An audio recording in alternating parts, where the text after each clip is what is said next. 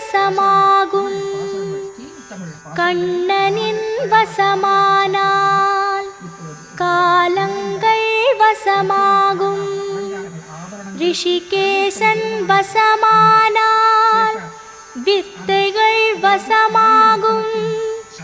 பத்மநாபன் வசமானால் பரபிரம்மம் வசமாகும்.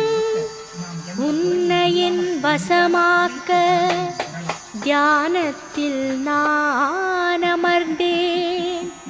உள்ளுக்குள் லயமா